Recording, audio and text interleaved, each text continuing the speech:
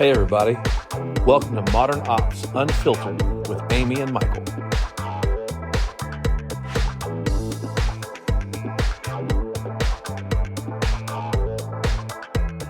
Hey, welcome back. Modern Ops here. We have my friend Ben DeBow, special guest and author of Abundance in Tech. We will hear a little bit more about FinOps today. But Ben, tell us a little bit about yourself, who you are, and what you're doing. Well, first off, thanks for having me on this podcast, and it's been an amazing journey. When I started 30 years ago, yes, 30 years ago, I found my passion for data, and I never thought that data would be, I call it sexy, the oil, the currency of the world today. But over that time, build a couple of organizations that help people around enterprise technology, innovation, and really it all revolves around data. How do we enable enterprises to help them around data and really understand their business even more? I'm also passionate about many other things, barbecue, hiking, traveling. So I mix that in at the same time too. And FinOps, And which FinOps, we have a yes. lot of questions. Like Michael was really excited to have you on the podcast because he's got a lot of questions about that Yeah, because subject. the FinOps guys always hate me because I crush them. I give them lots of good data to report on. So when I build out stuff, Yeah. Well, I always say everything that you see within technology changes the moment you put a dollar sign next to it. Right. And that's where it's a great intersection. I love how the FinOps framework and really focus is catching a lot of attention these days, and it's important. right on. I got one question real quick. You said barbecue. What kind of barbecue are you into? I was in Dallas for 20 years. So what's your thing, man? What's your jam? Okay, so I'm a South Carolina barbecue judge, and I've had barbecue Oh literally shit. around. Yeah, Okay. by the way, that's the toughest job you'll ever have. You have to show up like at 9 in the morning. You get sequestered. You guys bring me the best food you guys cooked all night long, and I got to taste it. It's That's tough, man. awful. It's a rough So life. yeah, but so even though I live in North Carolina and it's all pork there, the vinegar based, tomato based, mustard based, Yep. all in that little region. I I'm impartial to Texas brisket. Oh my goodness. When you get a great brisket, oh my goodness. Like my Oh doctor yeah. doesn't want me to eat too much, and that's why he probably wouldn't let me move to Texas. No, no, no, no. Yeah, that's great. That's awesome. Yeah, when I was there in Dallas, I lived close to a place called Hutchins, which is in the I know Texas Monthly Top exactly. 50. Yeah, Yeah. I was probably a mile from there, a mile or two The from there, and original oh, location, the oh original yeah. one? I don't do the Frisco one. The original one is awesome. So Yeah. that Yeah. that and Pecan Lodge in downtown. When I worked downtown Dallas, Pecan Lodge was not too far, so we hit that up every now and then. So good Yeah. stuff. By the way, I've talked data and barbecue at that Hutchins restaurant. Oh really? Yes, yes. So you can mix both. There you go. Well, that would be worth coming out for. You know, we talk about people not coming out to conferences anymore. You did it at Hutchins Barbecue. I'm all in. So Yeah. I that's wouldn't pretty show up cool. because I actually don't do barbecue. Oh my Yeah. gosh. We may I have to am end not. I this haven't been able to podcast eat right a now. land animal for like 11 years or something like that. It just doesn't agree with my body and I haven't been able to process it. But my husband, he's a meat eater. I don't Yeah. really care. I'll go to a place and get some like, smoked salmon or whatnot, but yeah, that just does not agree with me. So, That's yeah. unfortunate. It is. Next time, and I come up to Denver or whatever, and you're smoking something, smoke some salmon. Okay. I make it happen. I make it happen. All right, so back to FinOps. So Ben, I gotta admit, I mean, I like I said earlier, I was kind of half joking, but half not. Like Yeah. the FinOps team, they usually hate me. So how do you define real FinOps versus just plain old like cost reporting dashboard stuff? Correct. Yeah. So one of the things and reason why I wrote the book is this. So let me give you a little background. I helped organizations both scale systems, do, large scale implementations, and did a lot of stuff around a lot of the early private clouds. And people always were saying, what do I have? How do I get the scale and such? And anytime you have to solve those problems, you have to do it with efficiency in mind to be able to get a great unit economics and so forth. I started reflecting on things that we wrote many years ago and how do we interpret health and so forth. But I also realized, wait, they all have a cost. And I was like, why can't we interpret cost? Why don't we think about the cost when we're designing these applications? And as I start getting into it and I start looking like, when I go buy a car back in the day, I go to Edmunds.com or Kelly's Blue Book, I have a total cost of ownership. That total Mhm. cost of ownership is made up of depreciation and interest and the car price and gas mileage and all this other stuff. I'm like, we don't have that and we need that within technology. Because I could tell you right now, there is code I wrote 20 years ago that's still running. And the question I always ask everybody else and even myself is, would I have designed that any differently? Because if the answer is yes, then that is meaning that I could have optimized and I basically saved money for that business, increased the margins as well. So that's where I've been focused on how do we help organizations understand that everything that is from design all the way to code to deployment actually has a financial cost. And we need to think about that cost when we're designing it and when building it, and even when we're fixing something long term. Can you kind of explain the bridging the gap between, obviously like you have Fin and then Ops for people that are Yes, listening, what that actually means when you correct. see an organization that's implementing it, how they implement it, and what that definition is to you besides, financial and operations. Yeah. One of the big gaps I see today, even people are trying to figure this out today. So basically, FinOps is the convergence of different disciplines. Okay. So you have infrastructure, right? Usually have engineering or what we call product. And we also have finance or accounting. Okay. And basically, what you're doing is merging all three. Who pays the bills today? Technically, finance pays the bills, meaning from a budgetary perspective, they approve those and they budget for this. But the infrastructure teams are usually the one that have the accounts for the hyperscalers, buy the servers and so forth. So they usually see the bill. And then the engineering or product are the ones that are building all the code or buying all the apps and deploying it on the infrastructure to run. And what you do is you need to basically have all three parties talking so that everybody understands, okay, if I want to buy this app, a vendor application, I need to go get budget. Once they get budget, I need to have a home for that server to run in, back in the old days, unless it's SaaS. And then once you Mhm. actually deploy that out there, then I have a monthly or annual spend or cost. And what finance needs to be able to do is track that back to that application, back to the business, and so forth. Where one of the gaps is today is how do we track over time the spend if it's variable? And that's one of the gaps that is very important that people are still trying to figure out. And we could dive deeper into that later on. But essentially, it's the convergence of finance, product, and infrastructure. Wow, right on. So in in the data, like I guess in the infrastructure piece you're speaking Yes. of, where do you see the biggest sources of wasted spending or Mhm. from the finance perspective? You read my Yeah. mind. Yeah. Sorry. You read my mind. I So, was literally thinking that. well, think about this. If you look at the bill, data, I'm using the word data, whether it's structured or unstructured, is around 30 to Right. 40% of that spend. And if you peel that back and you think about where I met both you guys, I met you in the Microsoft community around the data community, right? And you think about what is required to run one high performance system that supports an application. I need to buy servers that have higher and faster CPUs, higher number of CPUs and faster CPUs, a large amount of memory, and low latency disk.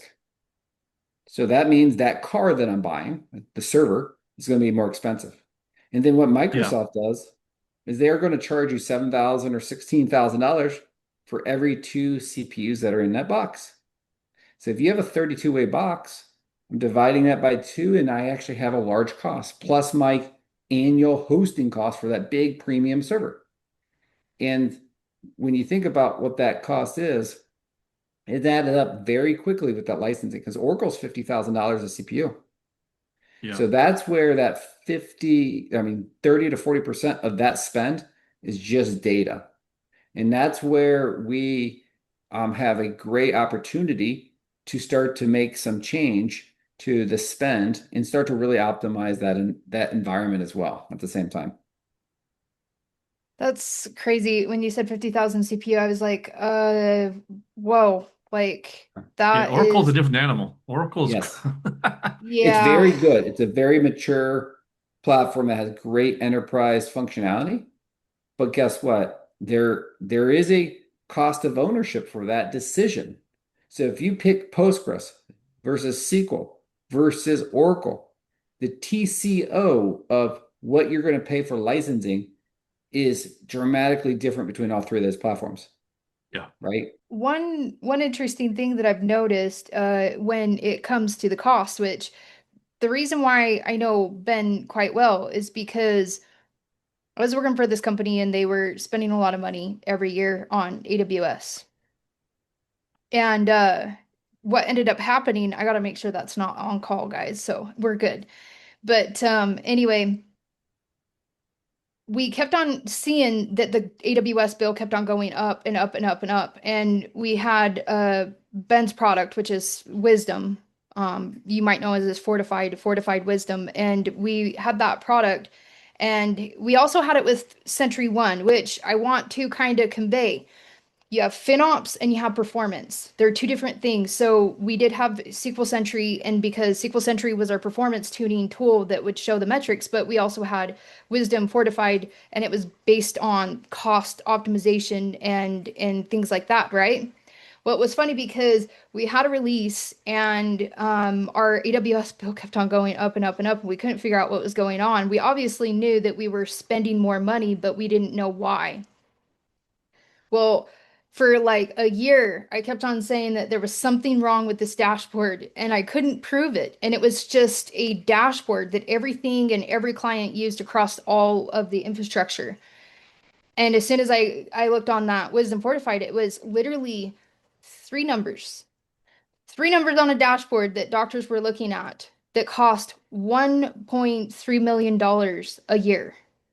Now, I showed the CTO and he didn't believe me. He's like, he was a math guy and he's like, yeah, no, that doesn't make any sense. This is just three numbers on a dashboard. There's no way. And I was like, yes. And he came back. He's like, I want that team on a call right now because this is actually costing us more. And it was like it came down to the cost of the code. Yeah. And the thing is like when people are building infrastructure in cloud, you have your licensing, you have the cost of your infrastructure. You are spinning up pods and Kubernetes, which are also costing you money.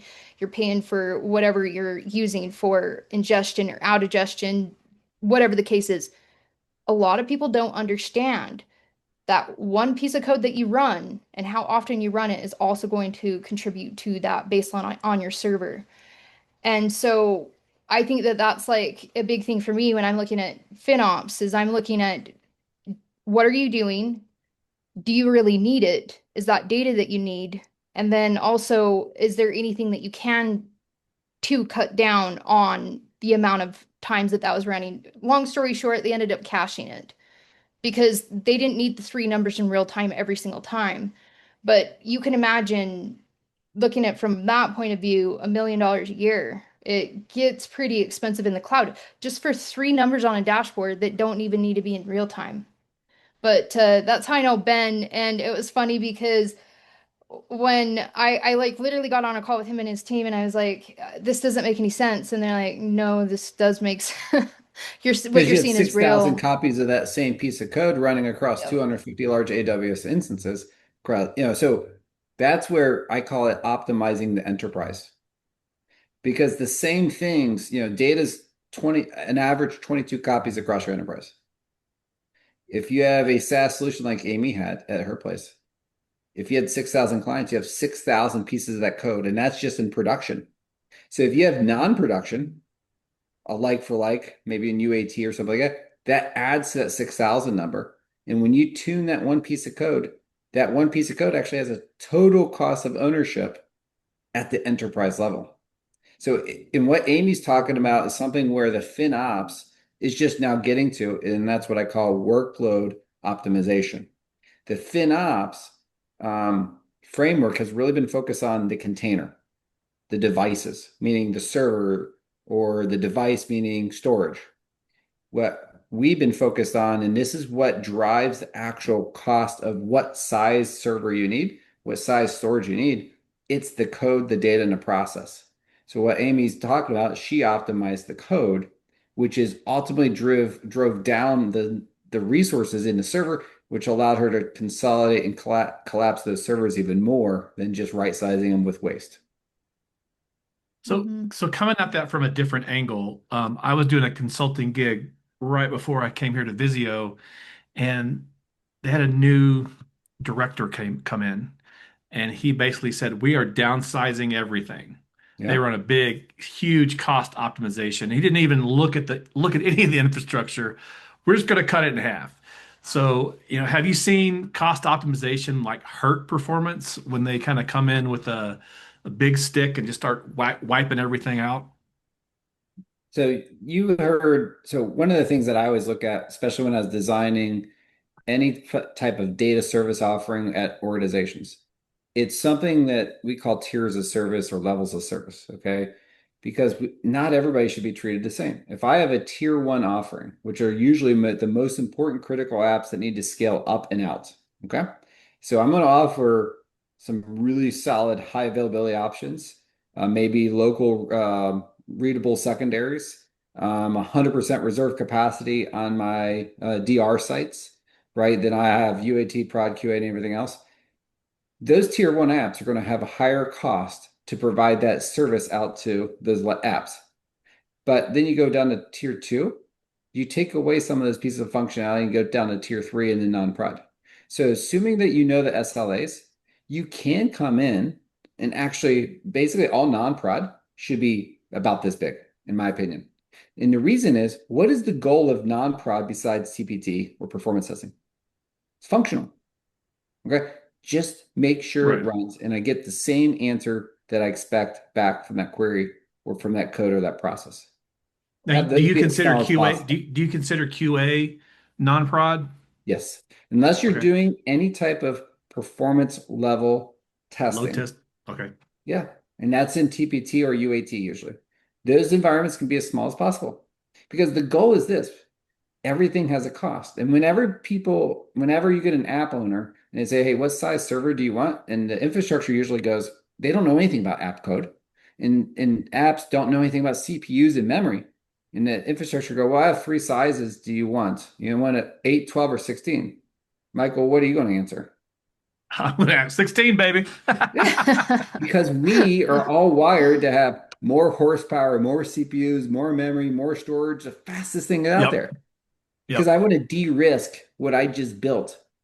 I don't know what my code's going to do.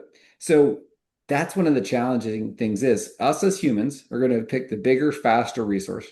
And because there's no dollar sign next to that question I had just asked you, Michael, you're going to pick 16. Now let's change the story around. You're Michael, paying do for you it. want you want the 8 way that's going to cost you 4K a year? Or do you want the 12 way that's going to cost you 10K a year? Or do you want the 16 way that's going to cost you 15 a year? Right. Yeah, that's a couple And then different all way of to a think sudden you're about like, it. I want the 4K one, Yeah. right? I think it's That's hard how with, FinOps changes that conversation too. well, I think it depends. So I think it depends on the cost and how much organizations and people are actually going to spend because, if you ask developers or anybody that's not in charge or close to the AWS bill or the Yeah. Azure bill, they're probably going to overspend. They really don't care. I've seen that in my career. If you are close to the AWS bill and your team is going to be on the chopping block because they're considered the most expensive team because they don't produce, they keep the lights on. They don't think that that is a way of generating revenue. Keeping the lights on is sometimes, oh, well, we can have a couple of those around, but we need somebody that's producing new features and whatnot. Sometimes in these organizations, what I found is that if more people are in charge of the bill and it's Yeah. exposed across the organization and it does get conveyed in a way of like, all right, well, we weren't able to do raises because of this or that. I think a lot more people get involved on cutting the spend. And what I mean by that, it's not like a threat or anything. It's more Yeah. of like we're working together and there is a goal and we're going to get rewarded for it. Because if people are going to get rewarded for it, they're probably going to pitch in, they're probably going to look at optimizing or making sure that they're not pushing out crappy code. But I'd always ask because the managers, they'd always say, go ahead and upsize that instance. And it would be on an AG. And they'd say, go ahead and upsize that instance. And it would be a 32 core and it'd have to be double and it'd be Yeah. 64 on primary and secondary. And I'd say, that's expensive. Yeah. Oh, it's only $50. It's only $5,000. Okay, do you have $5,000 I could just have? It's like, no, that's Yeah. that's just for AWS. It's like, no, that's not how it works. And My that's team just is for the operational responsible. budget, right? Yeah. Yeah. So what you Yeah. just talked about was the chart, the show back. So I think a lot of organizations, when they get into this FinOps, they start with show back. And show back is basically, showing you what this actually costs to run your server, your application. And a lot of times that's eye-opening because if I put a menu in front of you right now, we're at the restaurant, and I said, "Hey, Amy and Michael, you know, order whatever you want," and there's no prices on there, you're gonna be like, "Oh, this is great." As soon as I put dollars next to that food items, and you're like, "Oh my goodness," it changes your behavior. As soon as I do chargeback, because that's showback. Showback is seeing the prices next to the menu items. Chargeback is meaning you are putting your credit card down for dinner. Guess what you Yeah. do? You change what you order, and you might not Everybody gets order. water. Yeah, I Yep. know. No Everybody gets appetizers. water without the ice, It's Yeah. like, Yeah. So we're leveraging a lot of like open telemetry. So here, so do you think that the cost should be another like telemetry signal coming across as we begin to think about what we're building and how we build it? it has to be. So here's something I see happening in the world today. And it's pretty scary in one way, but amazing in another if you do not care about spend. So today, data just 2 years ago, data was growing at 23% compounded annual growth rates. Now it's 60 some percent. That means every 2 years or less than every 2 years, your data footprint's going to start to double. And we have vibe coding. We have 100,000 apps being built every single day today, right? And if you look at the transaction volumes and all the features that are released every single year just to support the existing applications, there's a lot of change within enterprises. Yet, finance and accounting want that technology budget to stay flat or maybe a couple digits up. So none of those growth rates align with the technology spend. Okay. For us to truly continue to innovate, and everybody wants to continue to innovate and invest in technology because most companies are digital first, we have to start to optimize what we already have. But just like if you have kids and they made a mess in the room, if you go and clean up after them and do not teach them how to clean up that room, you're going to clean up the mess tomorrow. So in my opinion, something I've written about is this: in the future, because you're talking about showing prices, etc. In the future, I also believe there's not only going to be more transparency of cost or spend of technology, lines of code, data footprints, and everything else. There's also going to be gating criteria. So today we accept within the pipelines if that code works and meets the performance level objectives, if there are any, put it in production. But think about what Amy talked about. If I'm in an environment that is sort of a variable compute, right, based upon a consumption model, and I promote the wrong piece of code that is not efficient, and I just deployed it across 6,000 clients, and it's on one of the critical paths in that software, overnight, I could have a huge increase in spend. So in the future, we have to accept not only on functionality, but also on some efficiency or spend or budget. And that's the only way that we're going to start to better control and truly manage our technology budget spend. How's that working with AI? Because I personally, I've seen some of the bills for AI, Yeah. and I'm like, how, like I can tell you some pretty Yeah. detrimental things that are happening within organizations. Like organizations that I worked for where they're trimming down people because I know that they're spending more than the budget allowed for their AI. And you can't just rip AI once you, hey, we're going to put it into everything. You know what I mean? We're going to keep Yeah. going down this crazy road, but how are we going to end up staying in line with the budget?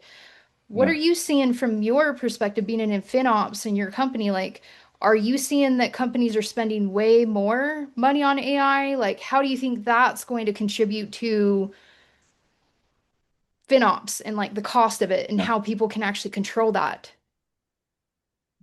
So there's two answers to that one. In AI specifically, it's not changing behavior because right now all the I call it the core tier one providers of the LLMs and so forth are in an arms race. Yeah. Whenever you're in Mm, an arms race, meaning I need to be the global leader and have the best product, the best model out there that everybody uses it. I don't care about money. It's like in wartime. I don't care about the spend, the budget, right? I just need to win. In the business, though, Amy, AI is the most expensive technology you could implement. And by the way, most companies aren't truly prepared to implement AI because their data estate, what all the stuff that we deal with, the majority of the data is not ready to be consumed because it's not known, classified, readily available, etc. So within organizations, people are spending immense amounts of money on AI because they don't want to miss out, but they also aren't fully prepared, which is why they're wasting a lot of cycles and money trying to force something before sort of like the cart before the horse. So one of the best things we can do right now is start to provide that guidance on what is that spend, not just on the bill of AI, but what is the spend per each agent that you guys are creating? What are the spends on all the different other ways you're using AI in there and start to actually create that total cost of ownership, but also go down to what I call the workload level. So we're doing some stuff with tokens and such because that's ultimately what people are now aware of is mhm. token usage. So token usage is the equivalent to a dollar. It's just, in the model world, tokens are what their currency is. So Right. that awareness of tokens it's actually helping us because most people don't understand things cost dollar bills. People are now talking, well, how much? Oh man, I ran out of tokens last week. You're like, oh, you did? So I need more tokens, right? So Yeah. that's actually helping this FinOps conversation because people are actually going, wait a minute, this costs or uses things like money or tokens because tokens cost money. Can you imagine if your production workload ran out of tokens, they just like cut it off, like you're done? That's going to, by the way, you joke about that. That's happening Yeah, because here's the thing is this. People are getting spun up right now, even having on our team, not for production workloads, but for our people. We subscribe to different LLMs and use or I call it different models. In those Yeah. models, we have certain plans. And we have certain mandates that leverage technology within our organization. And so people said, well, I ran out of my tokens already today. What did I say? Add more. So me as a human said, add more. I could have flipped it around and go, wait, what does your workload look like? What do your prompts look like? Are you doing this once a day, twice a day, or every minute? Like what Amy was talking about, the frequency of thing, how it's written, how it's designed, all goes back into this. I said the easy answer. Even I said, add more compute, essentially, right? Add more Right. tokens. Yeah. I'm looking at my VS Code right here, and so I'm Okay. using Claude Opus 4.7, Yep. which if I use GPT 4.1, it's just zero times the cost. Claude Opus it's 4.7 Opus. is Yeah. 15 times right now. Of course, I've got it on It's 4.7. I'm 15 rocking and now. It rolling. used to be 8. Yeah, it's 15 an hour, so I don't know. I don't know. But talking about the arms race for AI, I was just looking at Dang. because I think the amount they're paying, like our money being spent, I think Anthropic doesn't project to be profitable until 2028 and OpenAI until 2030. Yeah. So it's wild. It's It all is wild. subsidized right now. Yeah. And that's going Yeah. to, so we have to be careful. And this is why the spend is such an important conversation piece right now within technology. It's how are we designing the solutions and then model the stuff out? Because the other thing that none of us do well in technology, and we do this amazingly in financial services. Financial services, all of us could go into Fidelity or Merrill and predict what we may have when we're 65 on a retirement Hmm. calculator. Yep. Inside of technology, people aren't estimating what's past a year. So if I look at all these subscription prices or SaaS prices, they're all relatively right now because they're being subsidized. What people aren't modeling in is these prices are going to go up significantly, right? Netflix is it's 20 some dollars and so Yeah. forth. It's these little increments. So how do we model this out with the growth factors of data, transactional growth, and all this other stuff so that we actually have a future FinOps budget and better understanding of where we're going, not where we are? Yeah. So it's basically that you're passing on you would have to actually, you'd have to pass on the cost to the customers and the consumers because it's kind of like hiring a chef to work at McDonald's. How are you going to afford that chef unless the customers are paying, 20 bucks Yeah. for a Big Mac or something, right? Yep. It's going to be coming where our $20 plans or $40 plans are going to go up significantly over the next number of years. And by the way, everybody would have said, well, I've created 300 agents and everything else. But this is also, anytime this happens, this also allows us to step back. I always say design with a scarcity mindset or efficiency mindset. So when I signed that book, Amy, I probably signed it efficiency mindset. So whenever we design something, and if you guys are running and building out any of your agentic model stuff, go but run it at home because you're not getting charged anything more other than electricity. But if you are using these public models, you need to factor in that cost and then factor it into the design. Interesting. Is it so when you talk about you mentioned something that was very interesting and I haven't really heard anybody talk about it um except for, like I think Buck or Mike Walsh might have actually talked about a little bit about it with the team before, but it's that companies really need to clean their data or get their data ready, right? Too. Garbage in, garbage out. Yep. Yeah, garbage in, garbage out. But I want to know from you, because this is like the second or third time I've heard it, Yeah. is what does that actually mean? How do you implement it? What is something a company can do to even get their data even ready for AI? Yeah. Is this something that they should be preparing for? It feels like they're implementing AI, they haven't cleaned their data. What is the strategy here? Yeah. So one of the first questions I ask every org is, what is your enterprise data strategy? Right? A lot of times they think they have one, but they don't, or they have one and it's just not implemented and followed. So one of the roles that was built a while back was Chief Data Officer, CDOs, Right. right? That role didn't really go as far as people wanted them to because they weren't put in the right position over the right teams and resources to actually make a difference. Because it essentially is this, and this problem is only going to get worse. It's not going to get easier. So we have data that supports all these systems, right? So we have all the non-structured. There's so much logic in Excel around these days. And the reason I mentioned Excel is I'm going to tie it back in a second. So Excel is one of the first and best business apps out there. There's so much business logic within Excel with data sets. Okay.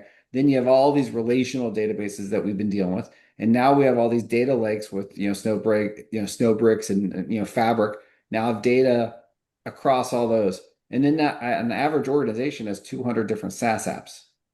So if I wanted to have a data strategy and truly have my data feed models, I need to essentially pull data from every one of those SaaS apps if that data is in over certain domains that are valuable to that business.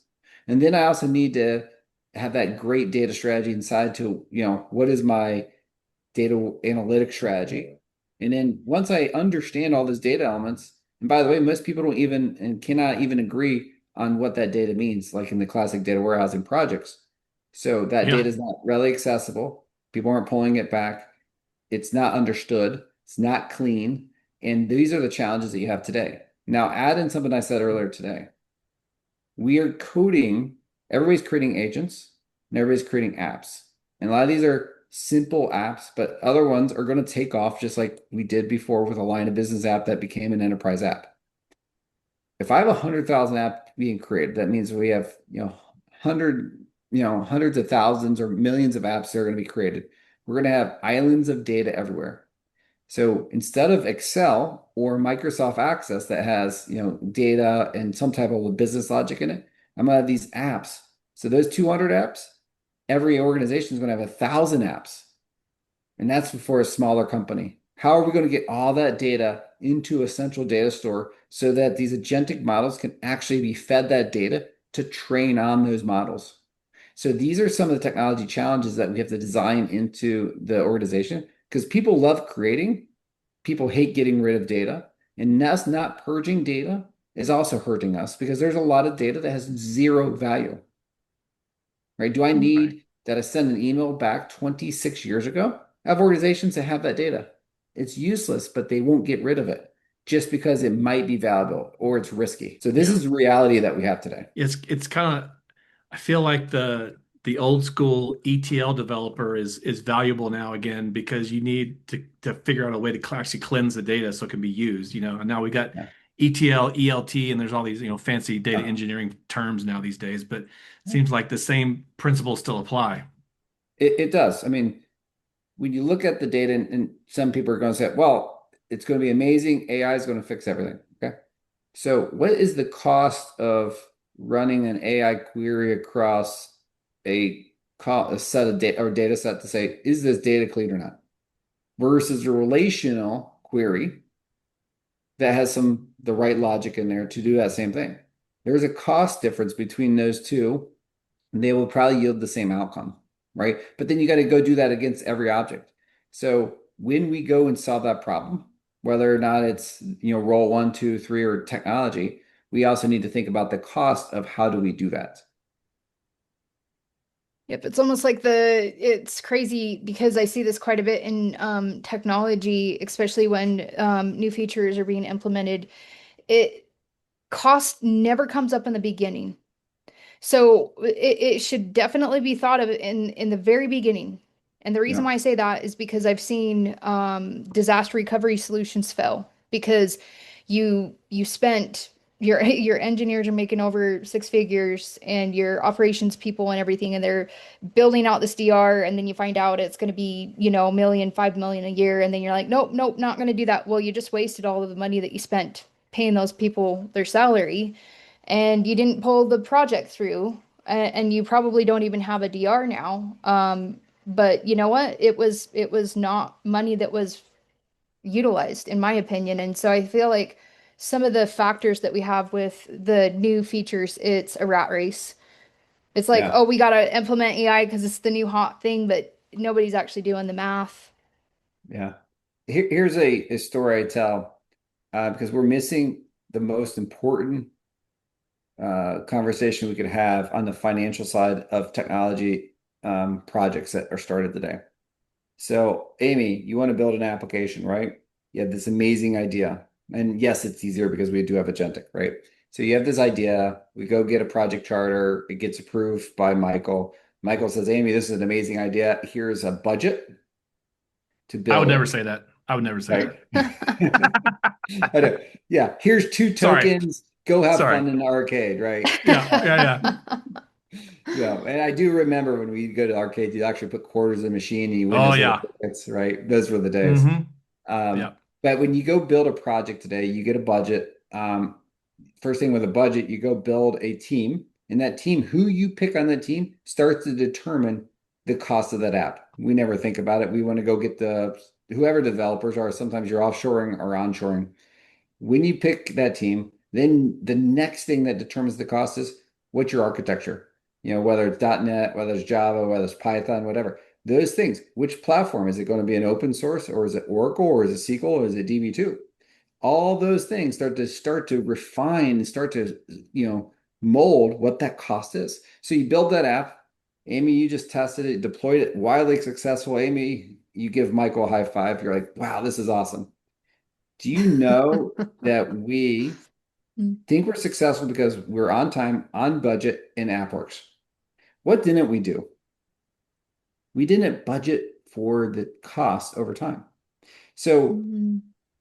if you build that application, the very first time you put that in production is the first time you see the cost.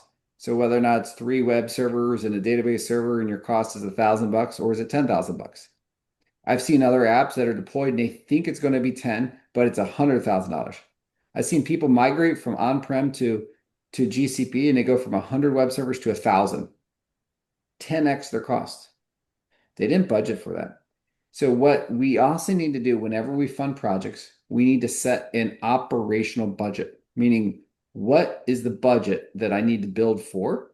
And then we make sure that our code can fit, my architecture could fit in that budget, From an right? operational Only perspective. then, yeah, only then can you actually start to control your risk and spend over the next 15 years, which is the average tenure of an app before AI came around. Mm-hmm.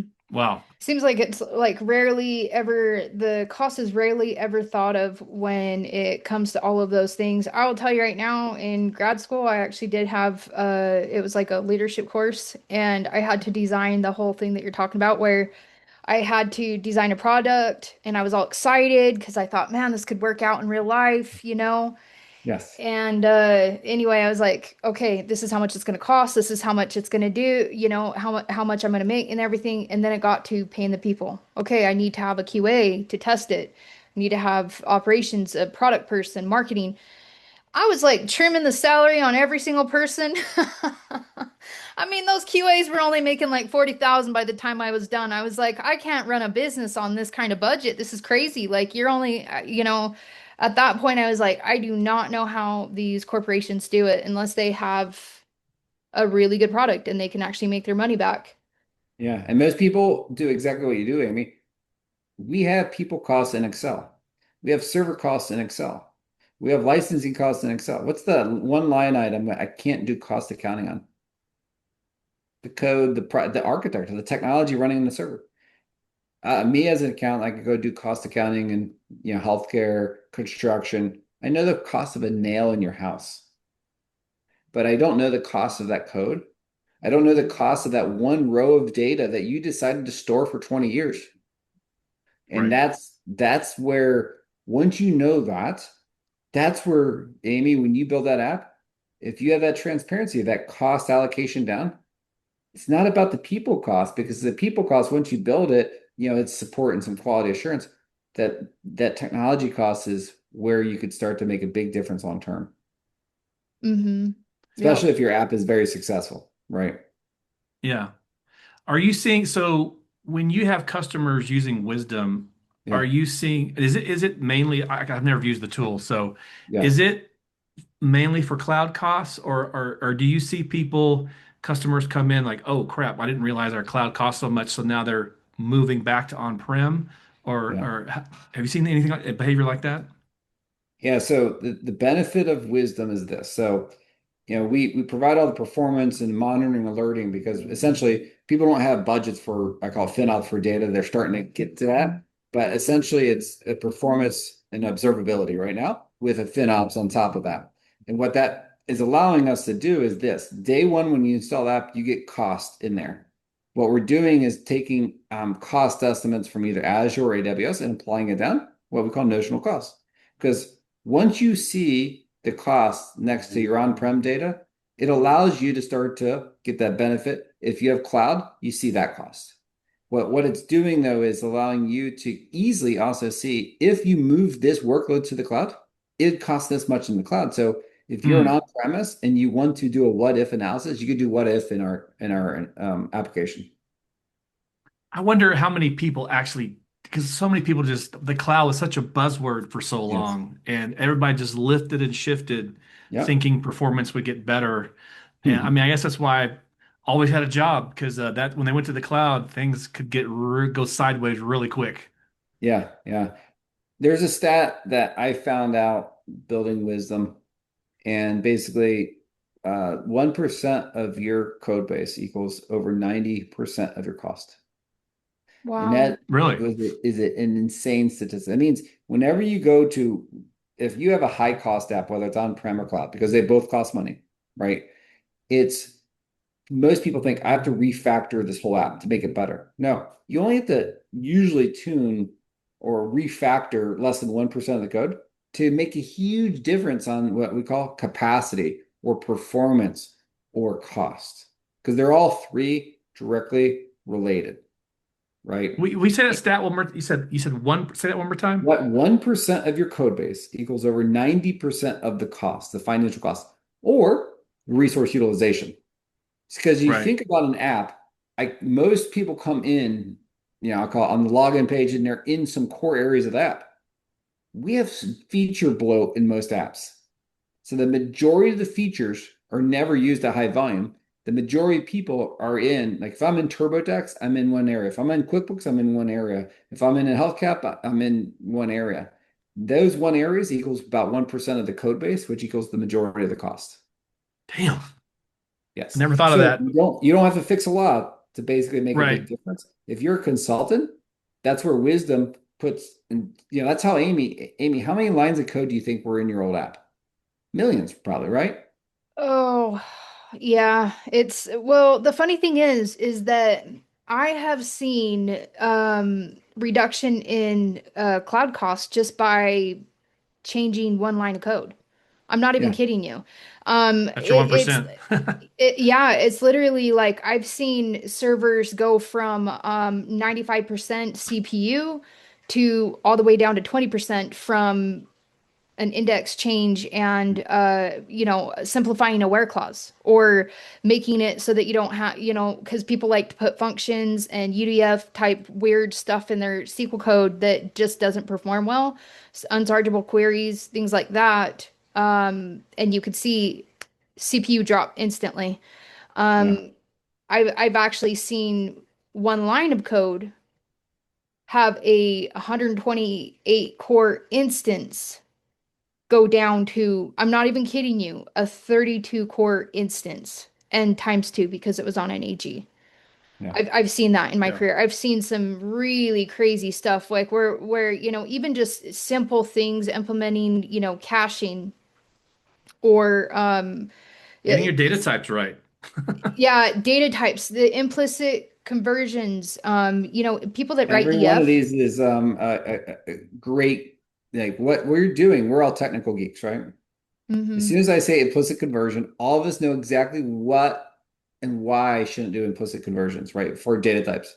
If I say, Mhm. UDF functions and then non-sargeable, why are we saying those things?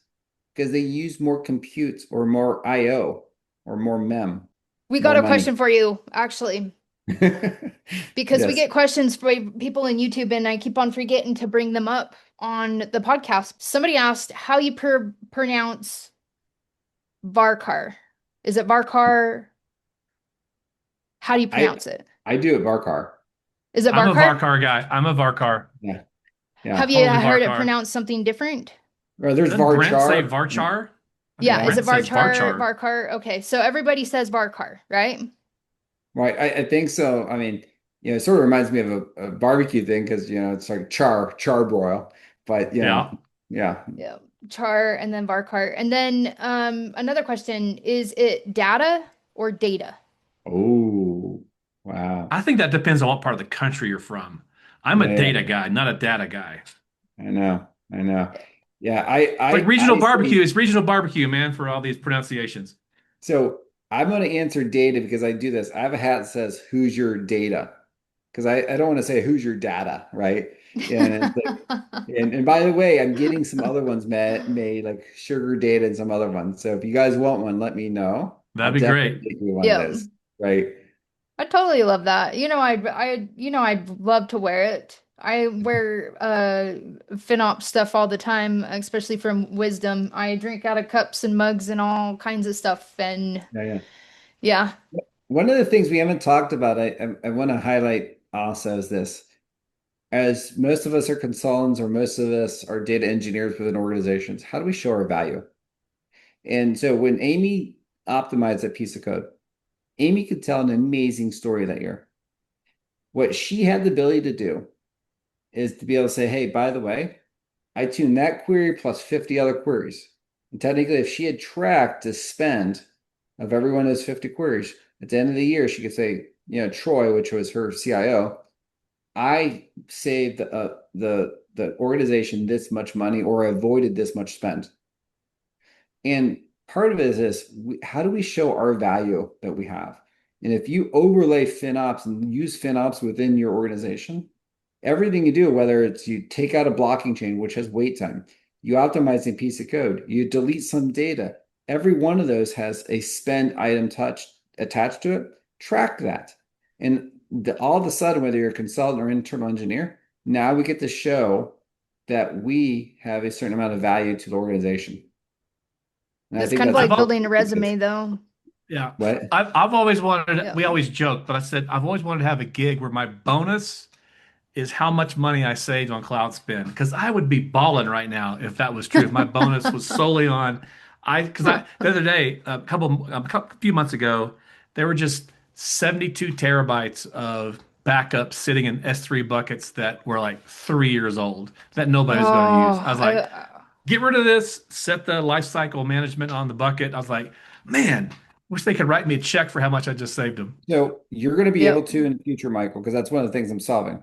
Because, back in the day for stocks, to buy a stock, you're buying something about a company that you don't even know. So they have enough data up there that allows you to believe in the stock is going to go up or whatever, and you buy.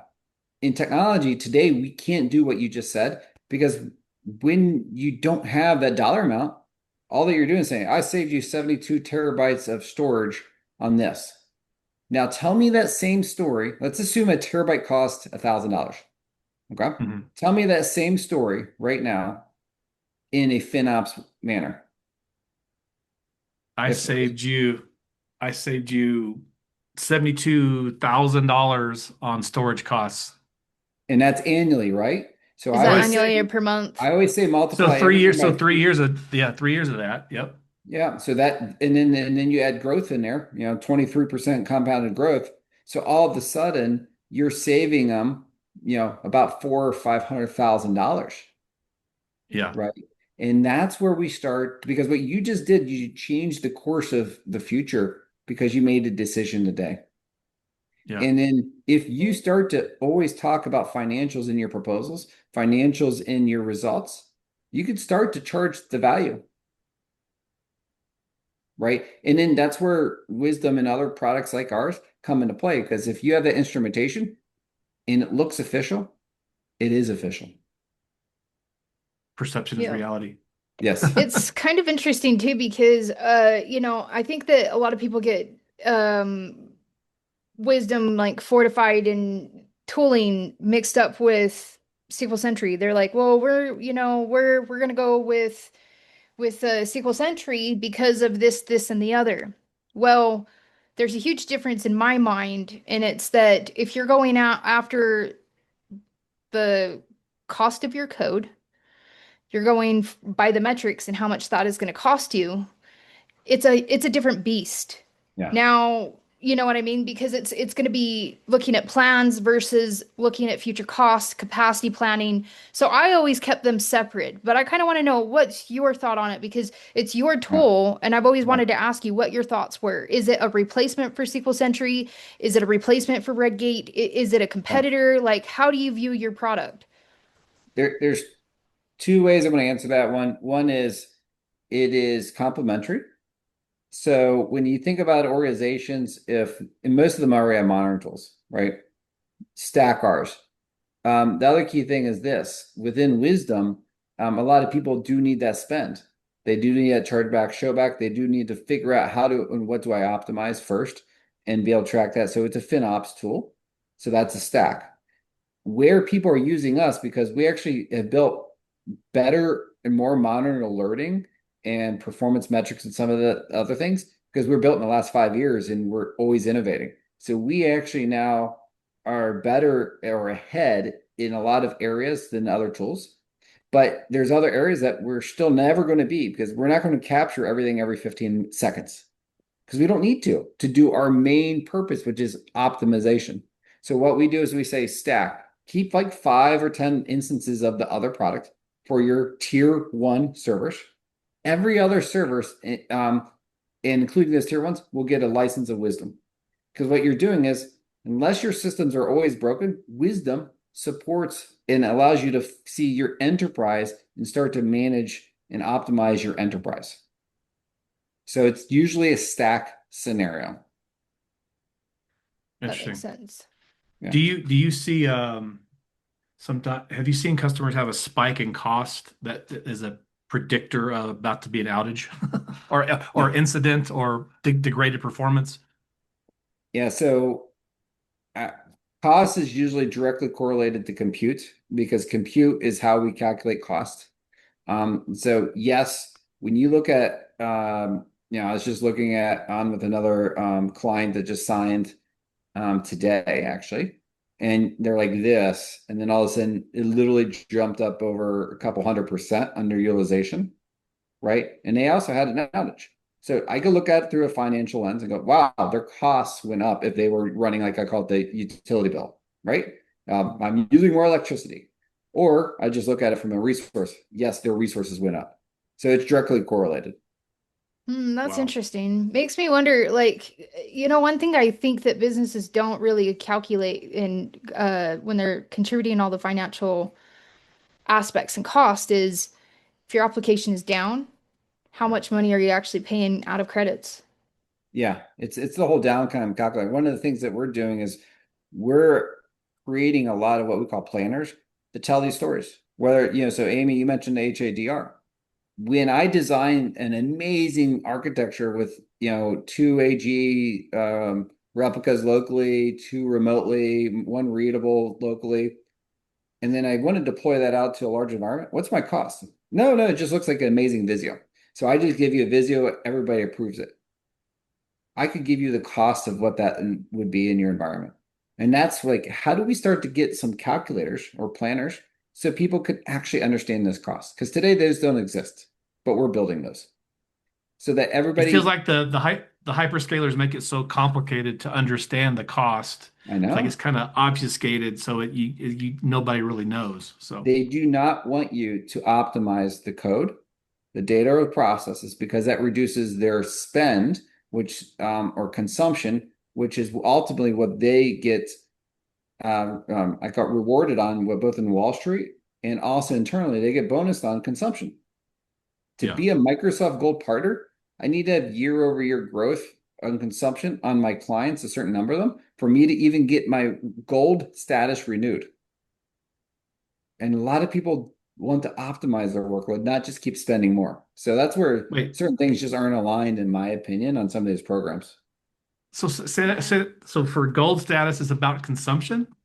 Yeah, so you have to have, a certain number of people test, a certain number of clients. You have to be what we call partner record on a certain number of clients. And within those clients, you need to have a certain amount of increase in spend across those clients for you to even be able to be renewed. So if I have a whole bunch of clients that are just maintaining their spend, I won't get renewed, which is crazy. Wow. Yeah. Yeah. So Interesting. it's Wow. and here's the crazy part also. We have the best technology ever. Why are people making it so complex for licensing and consumption? Because people don't want you to figure out where the leaks are in your house for the water or the electricity Right. person, Yeah. right? So what we want to do is make all this stuff very simple so that everyone here can start to optimize their workloads, and you could save over 50% of your costs almost overnight if you were to implement some of these changes. Imagine that, Wow. reducing your spend by 50% by implementing some of the things that we recommend. Wow. Are you guys only mainly in the kind of the Microsoft world, or do you have other, offerings in We broader, support like GCP? Snowflake and Postgres, and then by the next 3 months, we'll have six different platforms: Oracle, Postgres, MySQL, SQL Databricks, and Snowflake. Anything in GCP? Kind of the GCP offerings, big table, big query, stuff like that? BigQuery will be after that, right? Okay. That Databricks and Snowflake are the big beasts because they're growing so much year over year. BigQuery Right. will be after that. Redshift and Mongo and Cosmos, which Cosmos is another costly platform, right? So all these, we're going to be the FinOps company for data. You Oh, were gonna say wow. Cassandra. Yeah, Cassandra will be in there as well. So Because think it's about this. It's like, expensive. how do we truly show you the cost of these at the code level for these high priced platforms that only are Interesting. consuming more and more data over time? And those Yeah. set-based queries are basically going to be having to process and give you answers over that data over time. It's a Yeah, because pretty cool our tool. shop is, yeah, our shop is every flavor of everything. So Yeah. I would need something that could cover Azure and GCP and AWS and all Yeah, that we jazz. support all the flavors of SQL, whether it's RDS, Cloud SQL, or Azure SQL database. We support all the Microsoft flavors across that. We're going to be supporting a lot of the other ones. And like I have a guy that I know very well. He's on one of our roundtables. We do monthly roundtables. They have 49 different platforms for databases. 49. And Yeah. your team has to support 49. So I Wait, Yeah. understand tell me where, about these roundtables because for anybody that's listening on the yeah, podcast, sorry to yeah, interrupt you. I actually want to stop you because I got squirrel brain, but yeah. tell the listeners about this roundtable. Is it something that's open to people to watch? Is it Yes. like what is it and how do people access it? What does it Yeah. cover? So on our website, we have different events that come up. So we just did a roundtable with Brad Payne from Point Click Care, and he's the head lead of FinOps at that organization. He talked about how they did this amazing transformation, etc. So what we do is we basically have a keynote or a person who's accomplished some really amazing stuff within technology or that within their organization, and they're going to talk about their experiences for about 10 to 15 minutes. And then all of us as peers, whoever's attending, get to have take part in those conversations. Because what we don't realize, and I know this from being a consultant, a lot of us all have the same problems or similar problems. And we don't have that person that we could reach out to, or we don't have that person that had that same experience because we've been in our org for a long time. So what we're doing is trying to pull together these great individuals and share stories. And then Yeah. people are creating great new relationships, but also hearing what's possible. So we actually had Scott from Relativity on there. They have 600,000 databases. What's Scott's last name? Ellis, Ellis. Alice. Yeah, I yeah. don't know any Yeah. of these people, by the way. I'm just kidding. I know, I know. But he has 600,000 databases. When you think about this, him and one other guy do a lot of amazing stuff to support that environment, and everybody else is supporting 10 databases, or not 10, but like 10 servers, or 5,000 databases. And they're like, wow, that's possible. So now we get to have these Yeah. roundtables where people learn what's possible and build new relationships. Check out our website, Scott fortify.com, to be able to sort of see what's coming up. Scott was telling me how they do like multiple instances on in a Yes. server, and they've got Yeah. it all tweaked out. And we were bitching about in-place upgrades. He's like, "Oh man, that's all we ever do is in-place upgrades. We in-place upgrade. We never had it fail." I was like, and he was telling me about the scale that they do it at. I'm like, "Whoa," because they used to Yeah. be a Sentry customer. I think Sentry lost them to Redgate, but Yeah, they um, did. Yeah, yeah. some of the stuff they do is he was doing. I was like, "Damn, that's some cool stuff." He wouldn't be Yeah. bragging about that to me, and he's one of my friends. I know. Well, Because I don't know if they've I'd done ever amazing support stuff. that. Yeah, yeah. I think he's But probably got the Scott's data crazy. points to he's probably got the data points to back it up. But I was like, wow, that's He's wild. So that's he's very pretty cool stuff. talented. He's very talented. That's actually how I met Scott. I was on a round table with I think it was Ben, and he said God made production so I could test in it, and I was like, oh my God, I want to be your friend immediately. Well, think about this. So many people, when we all started a while back ago, um, we got to basically dev and deploy a lot of times in production, right? Or we did it in non-prod and we promoted up really, really quickly. So, we were actually more agile than we are today. And today we see we're more agile, but there's all these controls and everything else. And people have actually slowed up on the innovation side immensely. And I think something I would like to be able to do with even with the agentic stuff, it's how do we take the human risk and human bias out of a lot of this technology? Because we're risk adverse so much that we're slowing things down. We are Yeah. also that thing that we joked about with more compute, more horsepower. We're not getting rid of data. We're onboarding, creating new apps, and so forth. We have to start to get rid of some of this old stuff.